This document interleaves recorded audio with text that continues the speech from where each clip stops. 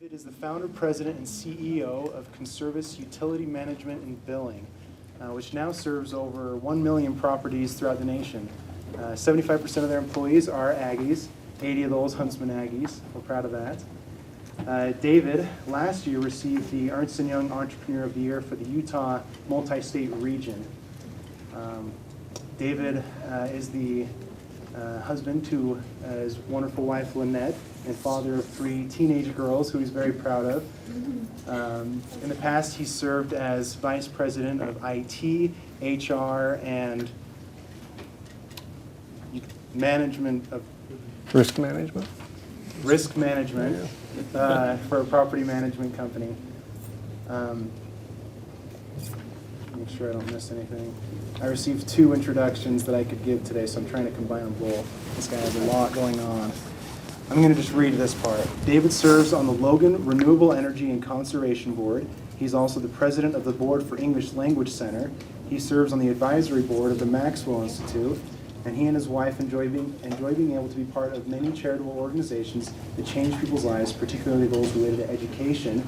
Most notably, he's recently been asked and agreed to be on the Huntsman School's National Advisory Board, which he's pretty excited about, and we're very excited about. David fosters a unique working environment in service where not only are new ideas welcome but encouraged.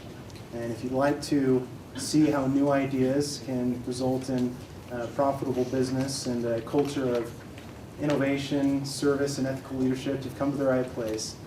So we're proud to call David one of our own, and if we can all welcome David Jenkins. Thank you.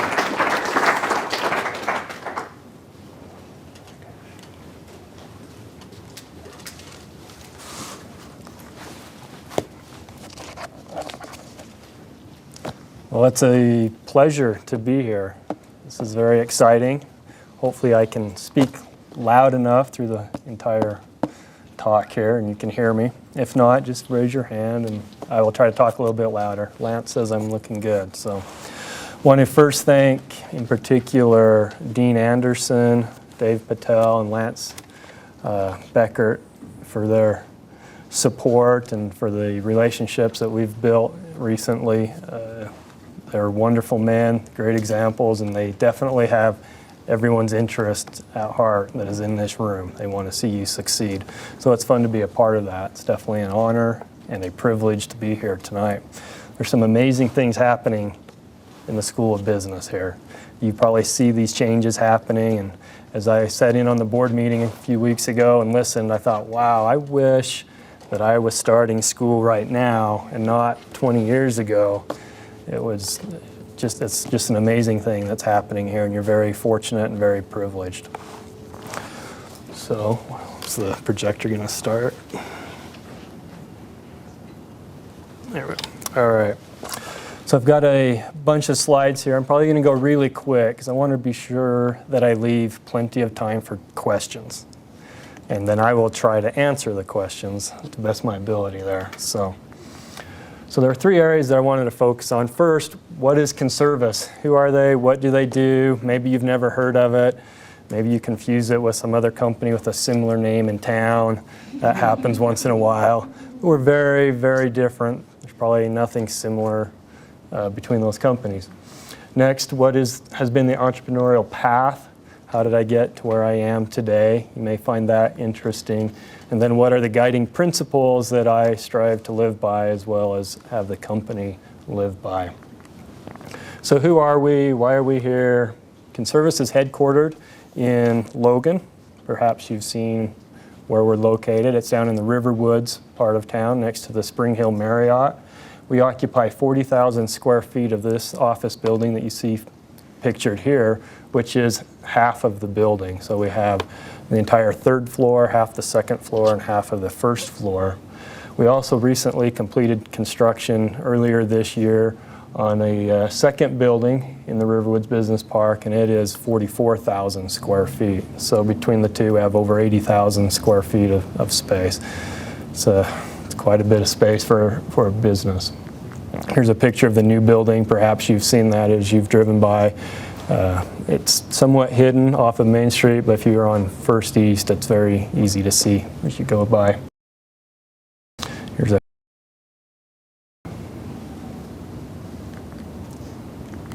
So what do we do? Conservice was started in August of 2000, so we are starting our 13th year of business now. When we started, it was myself and I had one other employee. Our initial focus was on something very simple. It was third-party utility billing for apartments. So we would receive a bill for an apartment community from the city. We would then take that bill and we would divide it up between the people who lived in that apartment community and mail them a bill, and then they would send us payment. It was just that simple. We have grown since then from being the smallest in the industry to being the largest with nearly 1 million locations that we manage utilities for. We're in every state in the country. We have evolved from being a very simple utility billing company into what we call a utility management company. You don't go to school to be in utility management. It's kind of a niche business, but it's one that we've been very successful in developing over the last 13 years. This is what we call our sales hub. It just graphically outlines what we do as a business, what our products are. We focus on expense management and on utility recovery. So when we send out bills, we're recovering money. When bills come to us from providers, we're managing those expenses. Those are some of the product names that we tie to that. You'll see some, if you're in marketing, you may be interested in how some of those names come around, and there's some of the consistency, but you have Conservice, Confirm, Control, Construct.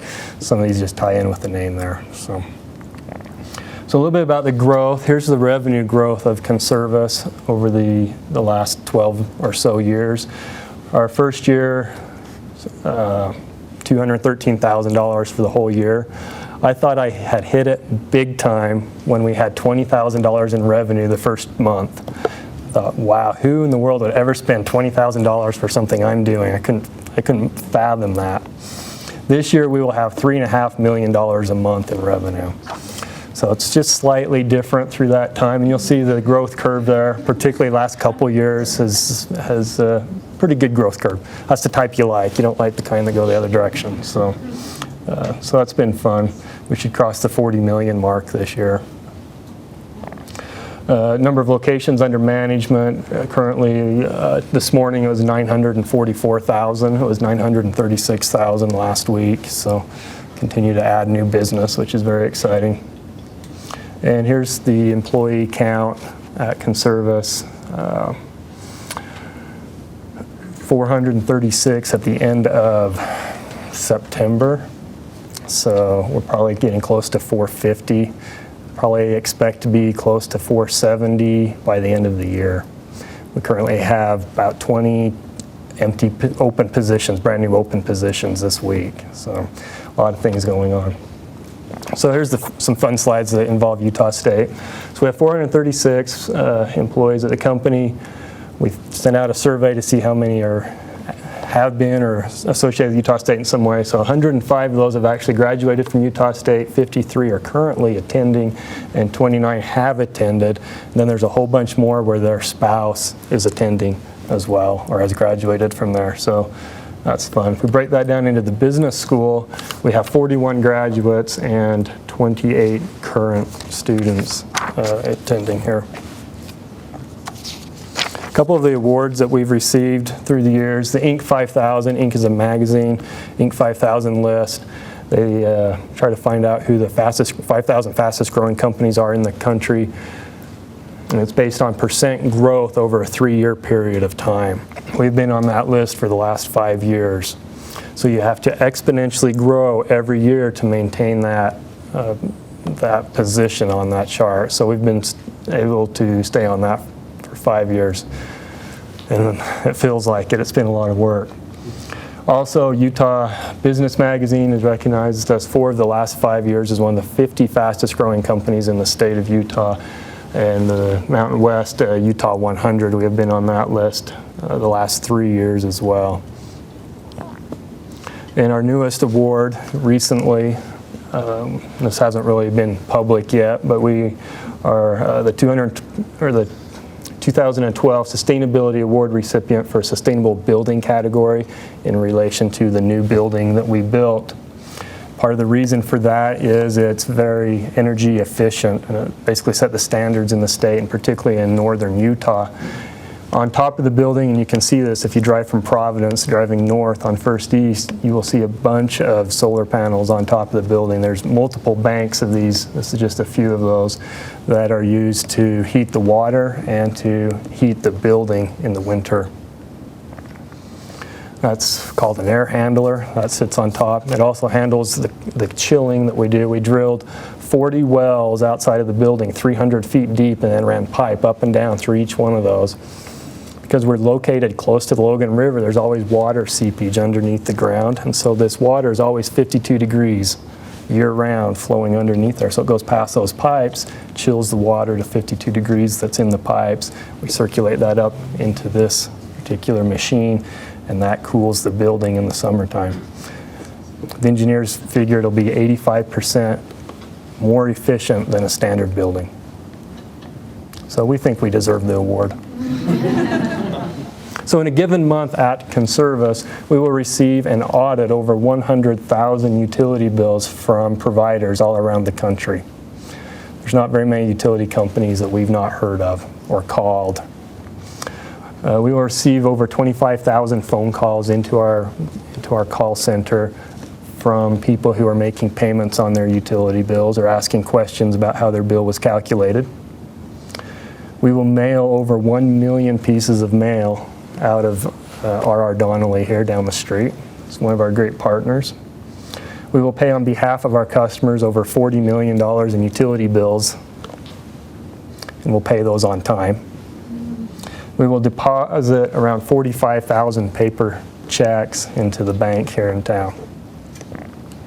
And we will resell 7,000 megawatts of electricity in the state of Texas. All right, so that's a little bit about Conservice. I could probably talk for hours, and you would be bored because it is utilities, and there's just not a lot of glamour in the utility business, so we try to have a lot of fun to make up for that. So how did I get here? This is a question I'm frequently asked, and I'm not sure if it's very exciting, but I'll go through it and you can decide if there's anything interesting about it.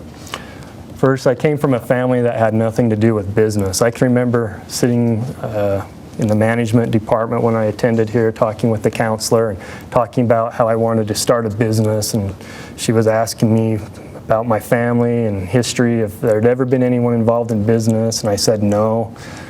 It's going to be a whole brand new, exciting adventure. She said, well, you don't really fit the model or the mold of somebody going into business. We'll see how successful you can be. I guess the jury's still out.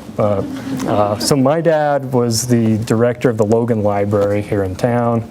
My grandparents were teachers, and that's my background. So I really didn't know anything about business, just government. That revenue comes from taxes, so it wasn't much to pick up on there. I lived in North Logan. I attended Skyview High School. Is there any graduates of Skyview here? All right, all the smart people raised their hand. That was great. So I attended there 9th grade, 10th grade, and 11th grade, and decided that I was tired of going to high school. So I talked to the school board, and they allowed me to not go to 12th grade and instead go to college. And the Utah State was very kind and allowed me to come here as a 17-year-old without a college or high school diploma. I think enrollment was down or something. They were kind of desperate. So I attended my senior year, and my only regret is that I went back to Skyview and took a pottery class so I could officially graduate. And if I hadn't done that, I could have been a high school dropout and graduated from college, but it didn't quite work out that way. So have some fond memories of attending Utah State. The thing that comes to mind first, and you will all probably relate to this, is that it was really, really cold most of the time, especially when it was a 7:30 class and you're walking up the hill and you just wonder if life is really worth living. So But the best thing that happened to me in attending Utah State happened in this building. I met my wife. We met in the Psych 101 class. I guess that would be, I don't know how the numbers work. It was 101 then, 1010, I guess is how that number goes. 7:30 in the morning in the big auditorium downstairs. I was usually asleep. She was sitting next to me, and somehow we got connected up having breakfast over in the student center, and the rest is history. But so a lot of wonderful memories inside this building in that regards. I start realizing how old I am when I think back to some of the classes that I took. The computer lab was in this building. It was a little closet that's down in the basement. They had Wang computers. Has anybody ever seen a Wang computer? Wang actually attended Utah State, very famous at the time, probably made a lot of money making these computers, but they were just one module, had green and black monitor, and we would type in little mathematical formulas, and somehow you'd type in this big long string and it would print on a dot matrix printer, and it was really cool. So that's how I started when I was here, and that was cutting edge technology. So things have really changed in what you would think is a long time, but when I look back, it was not very long ago. I remember the first class that had internet. We used a Gopher. Has anybody ever used a Gopher on the internet? It's very painful. They've invented browsers since then, and it's much more pleasant experience. I also did I'm not sure what it's called, but it was a travel abroad where we would go internationally and study for a period of time. I think I may have been the first one to do that. This was in the early 90s, and this is how my situation was. They said, we'd like to start this program. We have a university in England that said they'll welcome you if you can get there.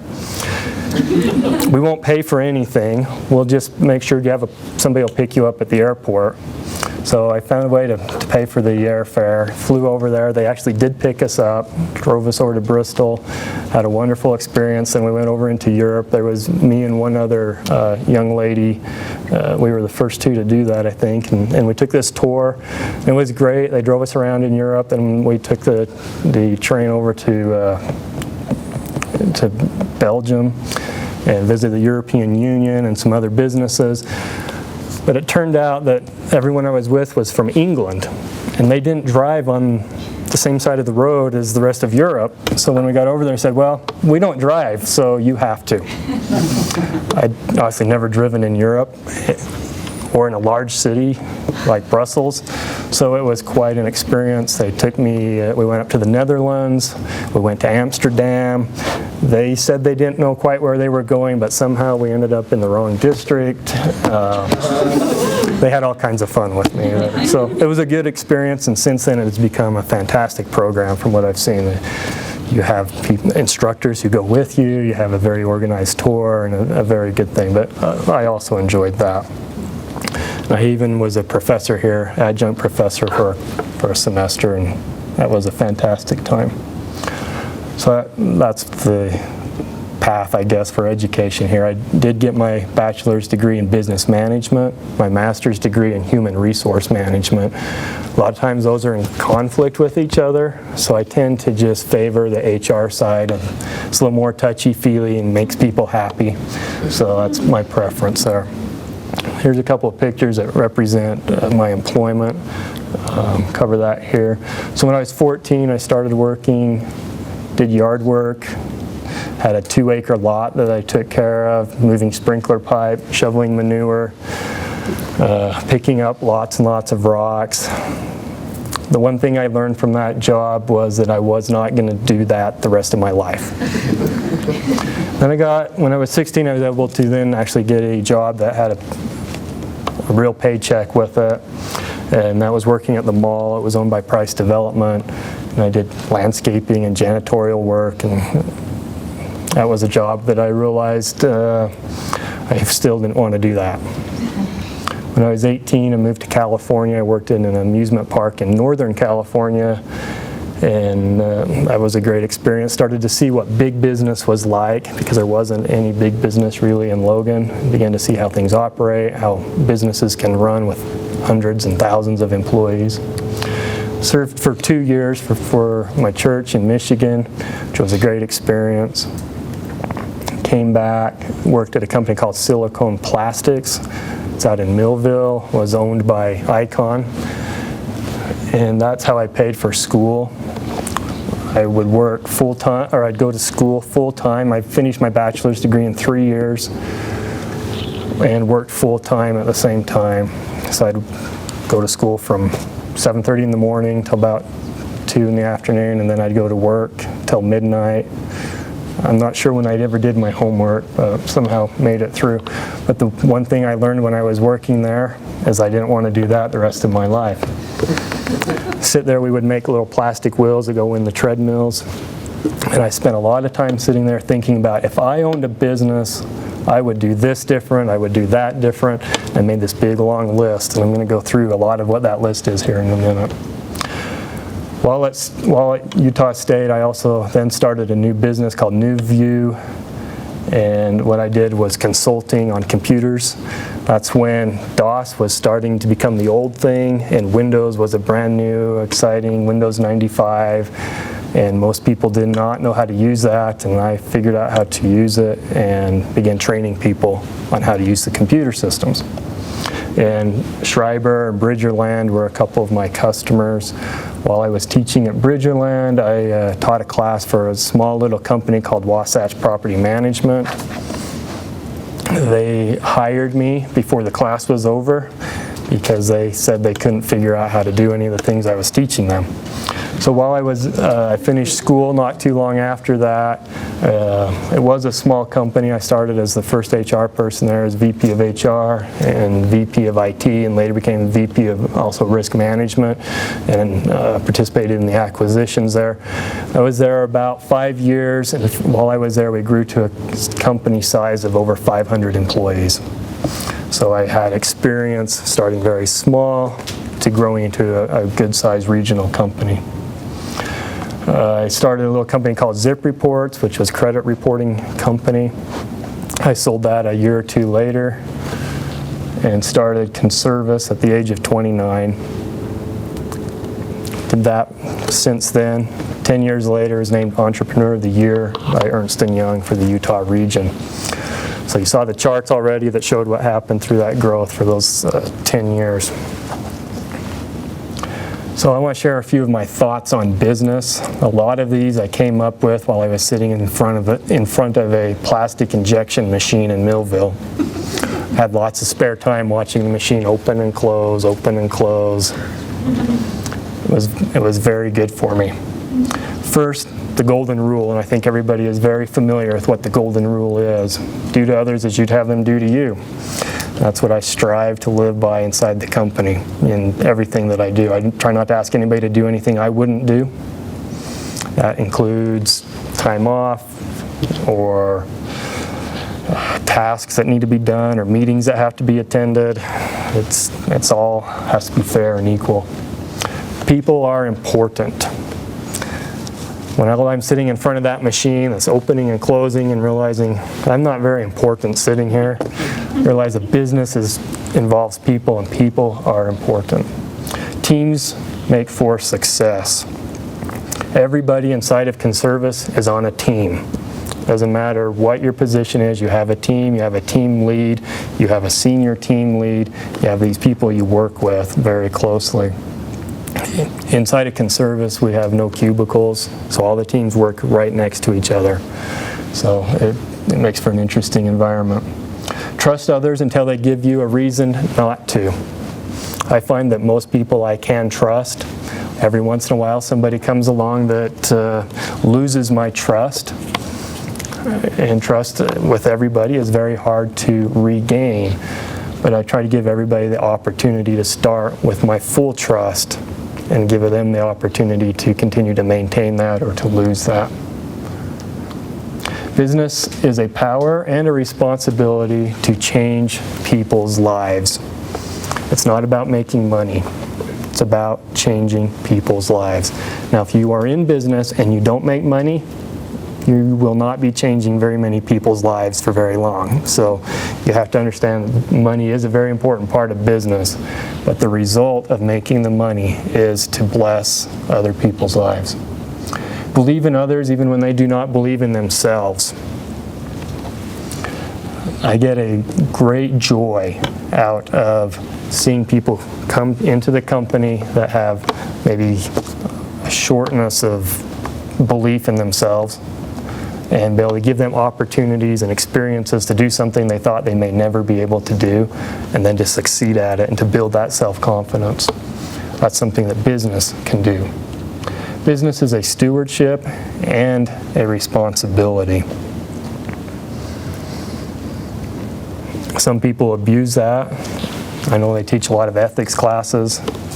The one class I would love to see taught is what to do when somebody doesn't have ethics, because that is also a fact of business. It's one that we understand, but we strive very diligently to live by the rules of ethics. Not because they're rules, but because we want to. And I personally believe if you do the right thing every time, the money and everything else takes care of itself. It's hard work, and it's lots of hard work. Every so often we have people who start at the company and they believe that they are entitled to a position or a responsibility. I don't believe in that. I believe you work hard and then you receive the opportunities and the responsibilities. It's not the other way around. That does happen from time to time. It takes a lot of work. If you want to be successful and you want to work just 8 hours a day, probably not going to have both of those happen at the same time. Even today, a 10 to 12 hour workday is very normal. Not all of that's in the office, but I'm working a lot of hours every day, and there's days when it's a whole lot more than that. That's normal. If you don't expect to do that, then you'll need to be satisfied with average, I guess is the best way to put that. And the younger you are in the workforce, probably the harder you need to work and the longer you need to work. As you earn opportunity and privilege, then maybe you can have fewer hours. But I found that after I had worked all those long hours, I tried to be the very first one in the office and the last one to leave. And after you do that for 15 years, it's a hard habit to break. So you just need to decide that's what you're going to do in life. So you better be doing something that's fun while you're doing it. You have to take calculated risks and you have to put it all on the line. Sometimes you take that job that maybe is not fun, maybe is not exciting, maybe is not glamorous, but you will learn a lot from it if you work really hard, you study it out, try to get everything you can out of it, and then look and watch for that next opportunity and apply that to it. Sitting in front of a plastic machine is not fun, but I learned a lot about business sitting there doing that. So our business, our company has 3 books that we've used through the years and continue to use that are very important to how we do business. 2 of these are Patrick Lencioni. Maybe you've read these. I would highly recommend them. The first one is The 5 Dysfunctions of a Team. The second one is called Getting Naked. It's a little bit of a risque title, but that one has to do with sales, and that's how we sell. It's actually how we sold, and I read this book and said, wow, somebody knows how we sell. They found our secret. So then I shared it with the salespeople and said, make sure this is how you are always selling and we don't get away from it. It's a very customer-based type of a sell, very consulting type of base. And then Good to Great, it's been out for quite a while. It's a good study. It was a good study at the time. It's a better study now because some of the great companies listed in that book are now bankrupt or owned by the government or some other terrible situation. So it's a wonderful study to see how they went from good to great to not very good at all. So 2 other books that are very important, not really part of our criteria, but they were very important to me that I read when I was very young. The first one you should all be familiar with, Stephen R. Covey's 7 Habits of Highly Effective People. That's a very, very good book to start with. Before you have a job, before you're doing very much, those are habits that you need to ingrain into you. They need to be natural. You shouldn't even have to think about it. When you hit situations, those should be the things that just happen in your life. The other book that I read when I was young that got me excited about business was Donald Trump's book, The Art of the Deal. It's a really old book. You may have a hard time finding it. But when I was 15 years old and I read that, I thought, business sounds like a fun thing to do. As I was going through high school, I thought, I'm going to be CEO of GE. That was my goal. Jack Welch was going to retire someday. I thought that's going to be my spot. But for a number of reasons, I decided not to take that route. All right, so what are some of the challenges? Does anybody here want to be an entrepreneur? Raise your hands high. Let's see how many are interested in this. Okay, so we have a number that do. So there's a number of challenges that come with that. First, you have to have the idea. This is probably the most difficult part of being an entrepreneur. What are you going to do to make money? What will be that idea that somebody will pay you $20,000 a month to do? It took a long time to come up with that, and I didn't come up with this idea by myself. We had a partner and I that came up with this idea and worked together on it. Now my new problem or my new challenge is not coming up with a new idea. It's that there's so many, I have to say no to a lot of the ideas and have to really be selective in the ideas that are out there, because there's a lot of ways to make money, especially when you have some money to make more money with. Very helpful. But finding that first idea can take years. Don't be frustrated. Keep working at it. Another challenge is you need to have some money. It's very hard to start a business without any money. Typically you have a lot of costs before you ever make your first dollar. So you've got to have some ways to do that. Next Wednesday I'm talking in a class on venture financing, I think, new capital. So if you're interested in how I found money and raised money, that will be the class. It's at 1 o'clock. Room 216, I think. So the teacher might not be happy if you showed up, but I'm inviting you. All right, your first customers, that's always a challenge. You have a product or you have a service, and you have to convince somebody that you can do something you've never done before, and that you want them to pay you money to do it. You have to do some sweet talking and persistence, and probably start really small and do really good at it, and then grow and grow and grow. It takes a lot of work. You have to develop a culture, and that's the favorite thing that I've had about having a business, is I was able to determine what the culture was, set what the parameters of that were going to be, and then be able to hold that true through the years. Staying true to that is sometimes very hard. People have all kinds of ideas. You're bringing in a lot of different people all the time. They have their own ideas. So holding that culture is very important. Our culture is what's helped make us very successful. Staying in front, things are never good enough. It's so easy to just go status quo. Oh, we're doing well, we're making money, we're going to stay right where we're at. That's always a challenge, to keep people thinking new, thinking excited, thinking what we're going to keep doing. Team leadership and talent, make it and keep it.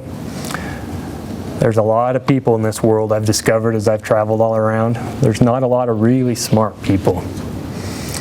This room is full of really smart people from what I understand, or you wouldn't be here. This is an invitation only.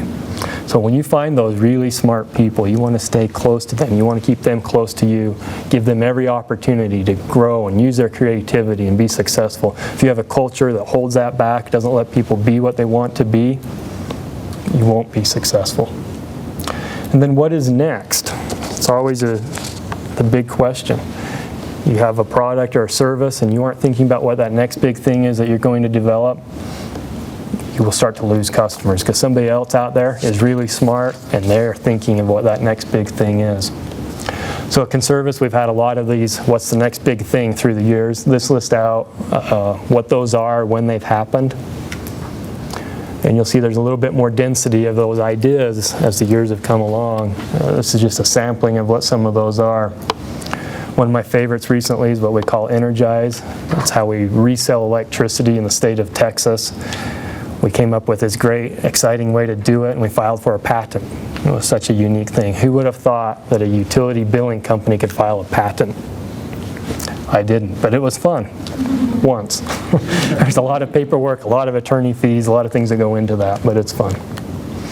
So I had a friend of mine give me this quote at one time, and I thought it was really good representation of what life is. We need the guts to dream big, even if we have to start small. We need to ask, what is management's equivalent to the challenge of putting a human being on the moon? Putting somebody on the moon is not easy. And at the time that they did it, no one had done it before. It was a very big challenge. Limited technology as we look at it from today's perspective. What are those challenges that are in front of you or will be in front of you that would be the equivalent to that? And how can we achieve what seems like it is impossible? So I'm going to go through a list of things at Conservice that I've felt were very important to our culture. These come from an HR guy. In fact, I had a partner who recently joined the business who paid quite a bit of money to become one of the partners. And one of the main reasons that he did this was he said he had never seen a CEO of a company that was actually an HR guy. And he wanted to see how it all turned out. So he put some money in to find out. Historical performance is a good indicator of future performance. So I don't think it was a huge risk on his part. He was definitely entertained by this novelty.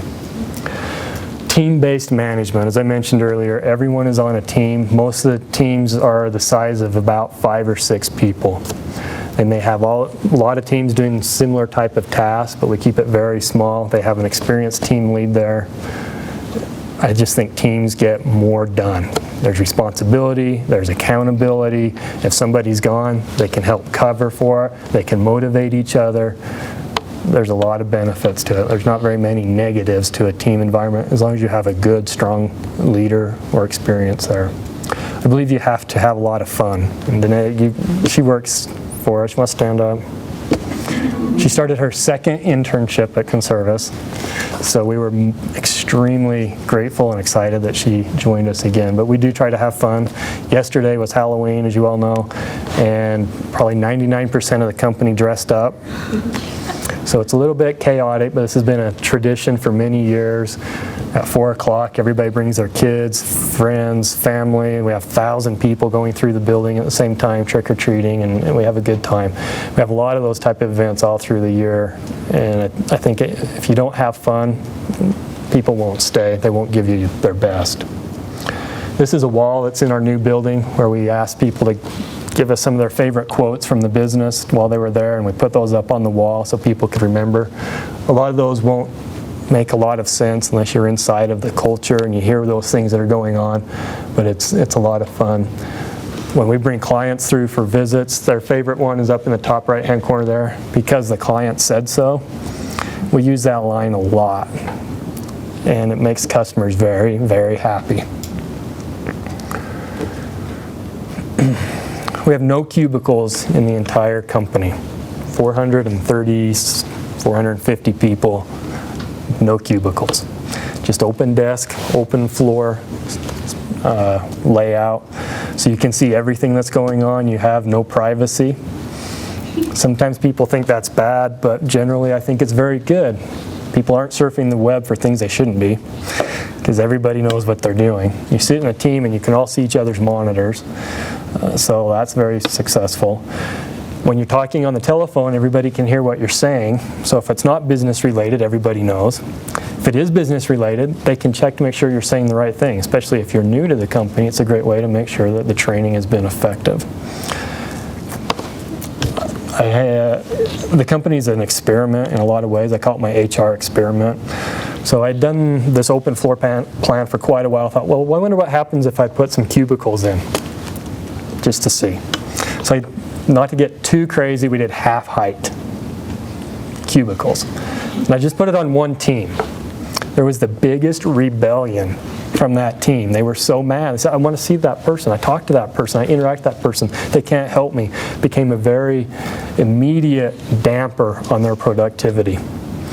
Now, to do the opposite and to have a cubicle layout and to try to go to an open floor plan may be very difficult as well. But for Conservice, this has been extremely beneficial. So there's a picture in one of the corners of how that works. If If you don't like people, Conservice is the wrong company. This is something that I've lived by for a long time, and I hope I can live by this for a very long time. We have no secretaries and we have no admins. If you can't do your own work, we hire somebody to do it. If you've got too much, that means we just need to hire somebody who's really good to help do it. And that's just how we do it. I don't have a secretary. I do all my own scheduling.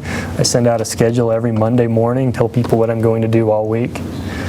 Make my own air flight plans, and people just walk in. Lance just walks in. He comes right into the office. There's nobody to stop him.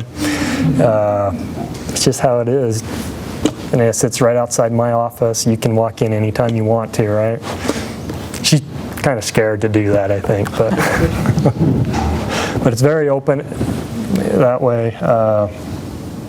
That's just my personal opinion. Now, a lot of people may believe you have a secretary, you can be more effective because they can do a lot of these things. Like I said, it's my experiment. That's what I've done. Benefits for everyone. So anyone who works at least 30 hours a week at Conservice, which is about 95% of our staff, has benefits. And there's no tiered benefits. The newest person gets the same benefits that I get. It's very equal in every way. I just think that's very important. When it gets to business, having a responsibility, that's one of those responsibilities. Invest in people. And we did this through a program we call Leadership Essentials. This was a custom-built 12-week course. I brought in some very smart people to put this together that have been part of the company, who understood our culture. We developed this course where people go through it for those 12 weeks. It's about an hour and a half to 2 hour course every week. We have these little cards that go through the different aspects of the course, teach all types of different types of management skill, cultural things that are important to the company. It's very intensive. There's lots of tests. There's lots of homework. It's a really big deal. We've had a number of people who've seen it who wish they could buy it. We don't sell it. It's very proprietary to our business and a very big part of our success. As we've grown, we've seen that our leaders need to understand our business and how to do it, and this is the way that we approach that. Hard work and dedication trump degrees and entitlement. Degrees are important. It's a wonderful way to become more educated, have more exposure to a lot of things in the world, but just because you have a degree does not mean a thing at Conservice. Now, if you have a degree, you will probably be able to accomplish a lot of things people without a degree would not be able to. So it's very beneficial to have it. But if you work there and you say, oh, I just received my master's degree in marketing, it doesn't matter. Doesn't matter at all. Pay changes don't happen because of it. What happens is that you work really hard and you're really good and you work with people around you and you're successful and you accomplish something. That's how you advance. That's how you become successful at Conservice. I know that's a little outside of the model of typical business, but it's been very successful for us. So here's a few examples of that. These are 4 of the first 6 or 7 people that started at Conservice. None of them had a degree when they started. They were all students at Utah State. Up in the top left-hand corner is Tiffany. She's been there from the very beginning, was our original programmer. Incredibly intelligent. He's done a fantastic job. Of course, there's myself. I guess I had a degree when I started. I shouldn't say that. Greg down in the bottom corner. He started in the call center. He is now our CFO. Matt Miller in the bottom right-hand corner. He started in the call center as well. He is now the Chief Operating Officer. There's numerous stories of those. I have one person, we have 2 COOs. One is over utility services, the other is over billing services. She has a high school degree. That's it. When she started at Conservice, she moved over from working as a secretary in a tire store in town. She's incredibly brilliant, does a fantastic job. She worked really hard, and she earned what she's got.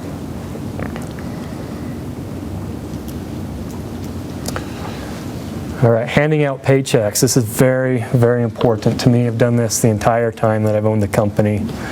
Twice a month, we drive around with a huge cart full of candy.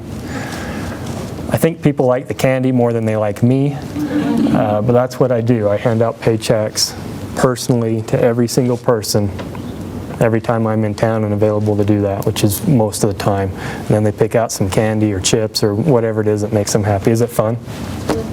Yeah. It's not payday, it's candy day. That's how we see it. That's how I try to keep everybody's name as well. So if I hand them a paycheck, I should be able to hopefully remember their name. Recognize and reward what people do. This is huge. We have so many incentives in our company. Just in the billing department, there's probably 5 or 6 different ways to make money, earn trips, earn lunches, earn all kinds of things. And I think that's really important that people are motivated. Compensation is probably the most difficult aspect of running a business. How much to pay somebody. Not everybody's motivated the same way. Not everybody needs a lot of money. Some people want all kinds of different things, whether it's benefits or a social environment or recognition or pat on the back, whatever it is. Very difficult. So we try to have a lot of these different types of ways to recognize people. Open access to everyone. When people visit, sometimes they're very shocked. Anybody can talk to anybody. There are no walls, there are no rules about who talks to who. So if someone in customer service who answers the phone wants to come talk to me, they can just come talk to me. They don't have to ask permission from anybody. And that's the rule through the entire company. Sounds kind of ordinary and common sense, but most companies do not run that way. There's a very strict rule of procedure, particularly when they're large companies, who can talk to who and when. We don't have any of that. We're just all people trying to do a job. Testing and certifying, this goes back to my HR experience. Conservice is a very hard company to be hired into. We get around 200 resumes every month. We do very little advertising. We hire about 5% of those people. There's a whole bunch of tests that we have developed that are unique just for Conservice. If you don't score certain scores on those, you don't have an interview. Once you're hired, the testing does not stop. If you do not like testing and you think you're all done with it when you get out of school, Conservice is not that place. In your first 6 months, you will have 40 to 60 more tests that you will take that are tied to your compensation and your ability to be promoted. We do that for a couple of reasons. One, we want to make sure you know what you need to know. And 2, we want to make sure that you know what you need to know. And if you go through those tests, you'll do that. Now, we require 100% on every one of those tests. So you have to know your stuff. You get 3 tries. If you don't do it in 3 tries, you're in the wrong job. We'll either find another job for you or have you look for another job. That's how we keep the standards at where we have it and where we've been successful. So there's some people taking tests. They take it pretty serious. There's a lot on the line. Answer the phone. This one's so simple. This was one of the very first things of a tenant that I had when I started the business. There were some other companies that did the same work that we did out there. The number one thing I heard from all the customers was nobody ever answers the phone. It goes into this electronic fancy thing and you leave a message, you push all these buttons. So I said, well, I can fix that very easily. I will just pay people to answer the phone and not have an electronic answering system. So we track that very closely. We can predict within a very close tolerance, how many phone calls will come in every single hour of every day of the year. And then we staff accordingly to make sure that somebody always answers the phone. Then the next trick is make sure they give the right answer when they answer the phone. And we invest a lot of time and money in that. But answering the phone, business is about people again. So if a person calls a business and they don't talk to a person, it's not business. People want to talk to people. And when they're happy, they answer the phone wonderfully. That's Michelle. We decided a long time ago we would not be the cheapest, we would just be the best. I would say that 5 of our 6 top largest customers did a request for proposal, an RFP process to select a new vendor. 5 of those 6, we were not the low cost in that process, but they still selected us because we had the best product and the best service. And so we've stuck to that. There's all kinds of companies out there, you see it, there's Walmart, there's Nordstrom. People buy from both of them, right? We just decided we wanted the type of customer that would pay the price that we would charge for the type of service that that price required. A lot of different ways to mix and match that. That's been our approach. Be patient. We don't always win business. I've lost business with the same customer 2 or 3 times before we've won the business. But then when we did win that business, they've never left. So I'm just very patient. They may choose the low cost the first time, but they'll find out that you get what you pay for, and they'll come, and then they'll join us the next time. I'm also very patient with people. There's a number of people in my management team that I think most companies would have fired at some point in their career because they made a mistake. I believe mistakes are training opportunities, not reasons to fire somebody. So unless they do not have this actual ability to perform the task, we're going to be very patient and work with them to be able to perform that task. Opposing views are expected. When you read that book, The 5 Dysfunctions of a Team, it spends a lot of time on how to present opposing views in a constructive, professional manner. Take care of the customer. You have to do that. That's where the money comes from, right? Live up to our edge, earn respect and devotion, do the right thing every single time. We aren't perfect company. We make mistakes. We write checks for $10,000, $20,000 sometimes because somebody made a mistake. That's way better than going to the customer and saying, tough luck, that's what you get for choosing us. No, we step up and say, we made a mistake, we tell you we made the mistake, and we will make it right. Bottom line, every single time. So real quick to summarize this, guiding principles for the team is about having opportunities, compensating fairly and in a variety of ways, having everybody involved, and being very respectful. The customers to provide value, be there for them, and exceed their expectations. As a company, we have the smallest sales team in our industry, but we outsell every other company 2 to 1. And it's not because of the sales team, it's because of our product and service and reputation. Our customers sell us to other customers. The community, we need to serve our community. This is extremely important to me. I started what we call the Conservice Cares program, where employees are paid 2 hours every month to do service in the community. Service of their choice. It just needs to be a nonprofit of some type. That's the only requirement. They schedule it, they go do it, they still get paid, they come back to work, and I think they're happier because they did that. They may go into a school, they may go to the hospital, they may go to the food bank, whatever it may be. There's just a few of the examples of those in the valley here that have been able to benefit by that. And then we have a commitment to the environment. We are a utility management company. We are concerned about the environment, and conservation measures are an important part of what we do in our consulting. So, Conservice is a company of people delivering a service better than anyone else in our industry because we have the very best people working together as a team to achieve what no one else has ever done. And that is what Conservice is about. And I appreciate your time, and I would love to take any questions that you might have. Yes? Okay, so you have created this incredible culture, but you've grown a ton. How have you been able to keep that culture while still growing a lot? Because you have grown a ton. I'm very hands-on in the things that I think are important. When it's day-to-day operations, I do very little. But when it comes to things that are culture, I'm very involved. I have an HR background, so there's a lot of HR things that I think are very important to growing the company. Have you had to adjust any of your previous? Where I spend my time adjusts a lot, and then now getting other members of the team to learn how to adjust their time as we grow is very important. That trust element, extremely important. It's very hard for people to trust other people, I find. They would rather do it themselves than have somebody else do it. And I spend a lot of time working with people to say, just let go. And if you don't, you won't have your job. You have to let go of it. And through my career, I've had to let go again and again and again and again. That's the only way you can grow and be successful. And I find out a lot of times most people are smarter than me. So it was a really good move to let somebody else do it. And then the other thing I do with that is I created metrics. This is the HR side, but we create metrics for growth.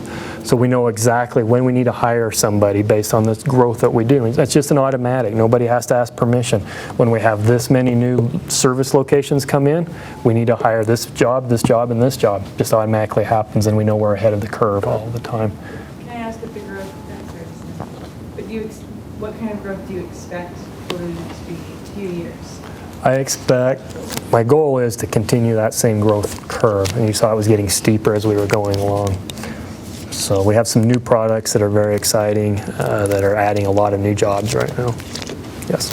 What kind of challenges do you think you'll experience to reach that, continue that exponential? Because, I don't know, I would think after a time it would start to flatten out as your company matures. Because right now you're just growing, and that's just inherent. Sure. As we continue to add products, those products add a whole new set of positions to those. So if we stop adding new products, we will get a plateau or a slower growth to that. Because if we add new products, we will. Like 2 years ago, we bought a power company in Texas. That's a whole new model for us. 3 years ago, as you know, well, I guess almost 4 years ago now, the economy tanked. One of the main causes of that was the mortgage crisis. As you may know, there are hundreds of thousands of empty homes sitting out there right now. Those homes still need utilities. So now we have a new business that is out there taking care of all of these hundreds of thousands of empty homes. It's a whole new form of business, and that's one of our fastest growing markets right now.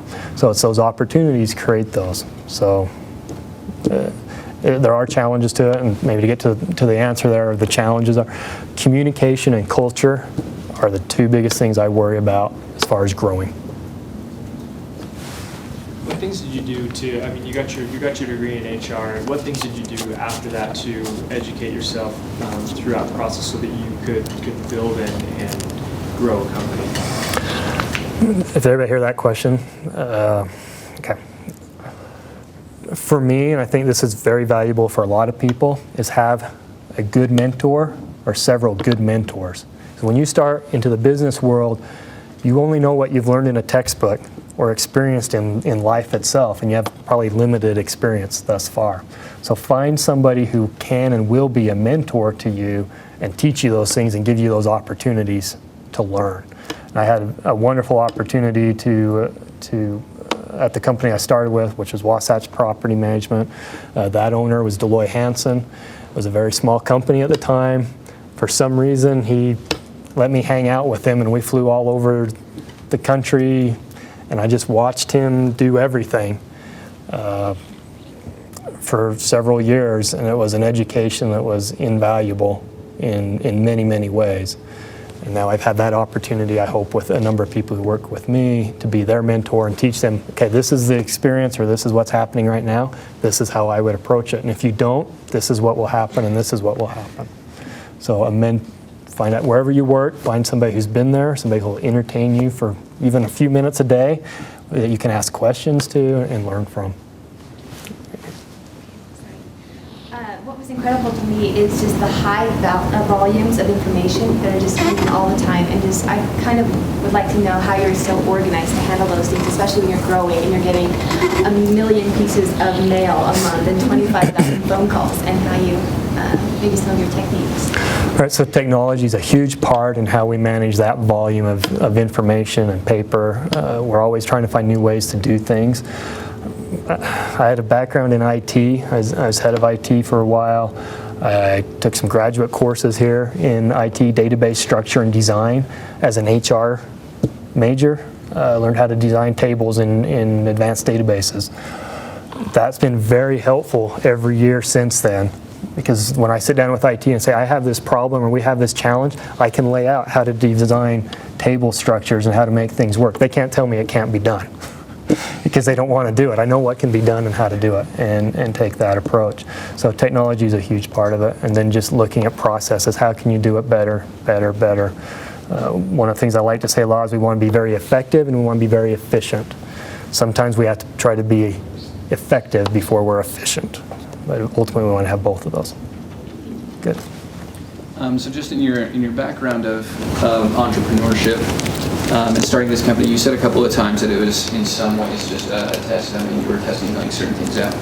in the future, do you have other like business plans that you do, like other companies that you plan on starting, even though you have already one very successful one? All right, that's a great question. So once you get the bug, a little bit of making things work, it's hard to stop doing that. Like I said, the first idea is the hardest. After that, there's so many you have to decide what to do. So we have started a number of businesses. They're all underneath the Conservice umbrella, whether it's the power company in Texas or a meter company in California, or buying real estate, building buildings. These are all different businesses that we have. So I'm going to keep doing it as long as it's fun. And so far it's been fun. So that answer your question, hopefully. Yes. So kind of going along with that, and more so for your beginning of Conservice, you talked about calculated risks. What was kind of your process of going through whether to calculate the risk, what if it was worth it, and what kind of risk did you take to decide to finally ultimately make decisions and start Conservice? Well, you need to believe in yourself. And you need to have a business plan. There's all these formal ways to do business plans and budgets, and I think those are important at a certain level because that's how you go through the process of an idea being good or not. But ultimately, you don't know until you do it. So you've got to believe in yourself and your ability to accomplish something. And you don't want to do anything stupid, right? So what's stupid and what's not stupid is sometimes really hard to determine. So if you're going to do it, you just jump into it. Some of my most unnerving days have been those days when I had to personally guarantee an outcome, whether it was a loan or some other type of commitment to a partner, and I had to put into a contract, I guarantee personally that this will work. And if it doesn't, I will pay to make it right out of my own funds. Those are days when you think really hard about what you're doing and can it really happen. And if you can sign that with confidence, you go for it. But don't take on more than you can handle. Don't sign a $10 million loan when you only have $100,000 in the bank. Just not a good idea. So, good. I might just up real quick. We got a little gift for Dave. Just a round of applause for Dave speaking to us. Thank you.